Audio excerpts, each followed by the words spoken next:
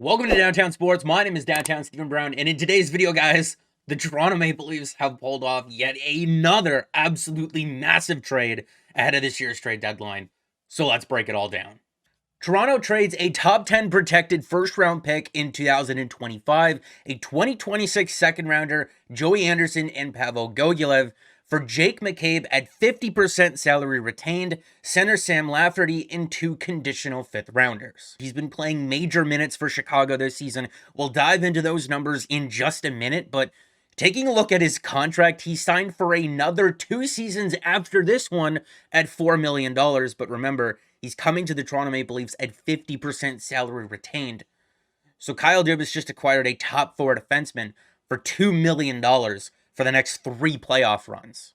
It's always hard to evaluate players playing on teams as bad as Chicago have been this season, but looking through Jake McCabe's numbers and the microstats, he's been a bright spot on that blue line all season long, like we said, playing major top 4 minutes in a heavy defensive role.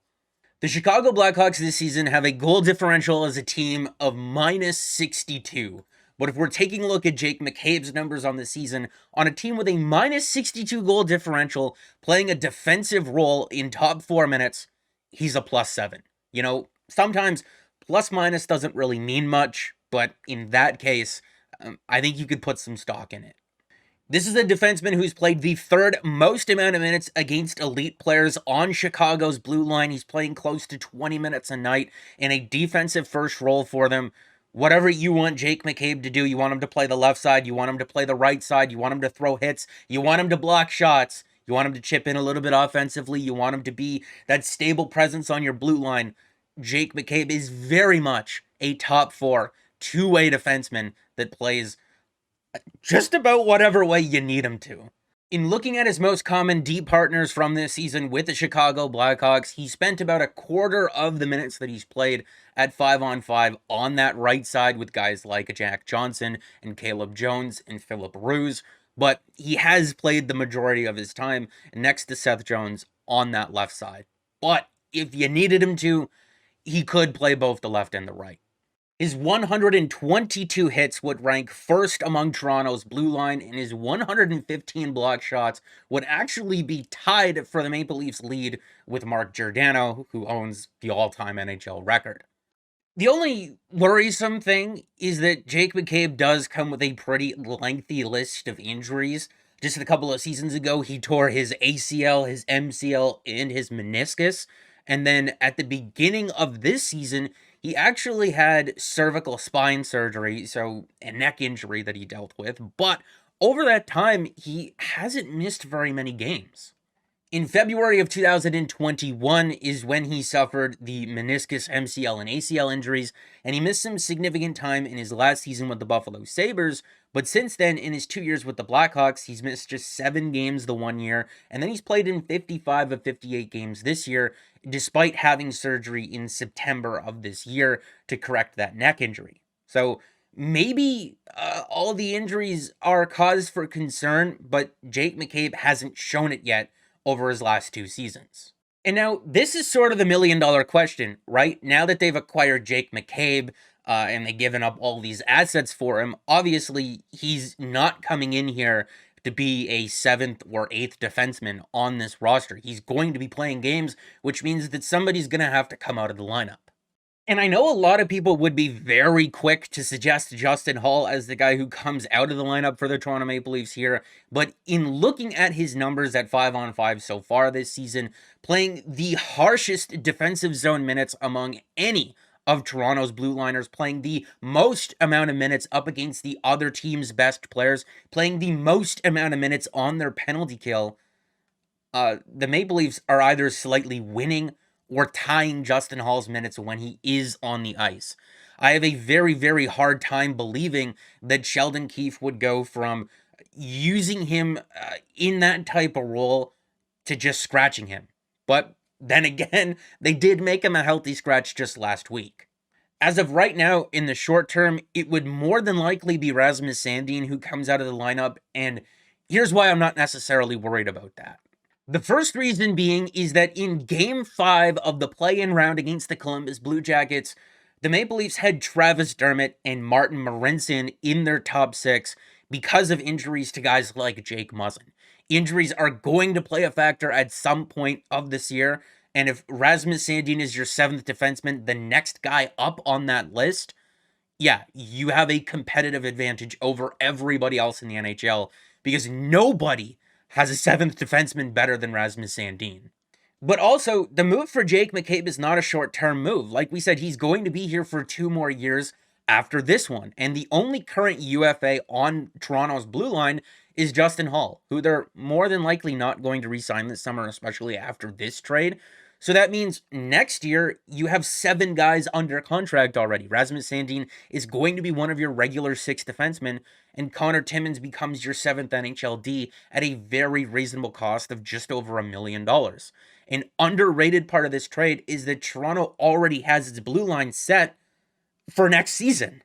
But McCabe isn't the only piece that Toronto got in this deal. They also got 27-year-old Sam Lafferty, who signed through next year as well at just over $1 million.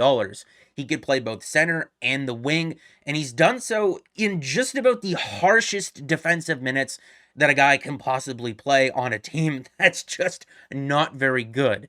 And in that role, he still managed to score 10 goals and 21 points this season.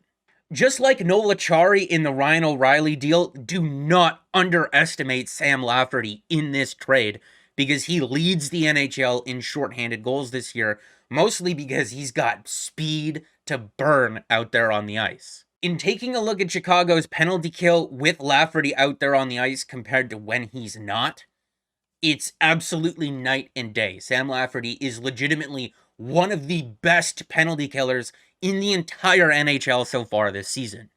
The Maple Leafs led the NHL in shorthanded goals last season, and if I'm being honest with you, I can't remember the last time the Maple Leafs had a penalty kill as good as they had last year.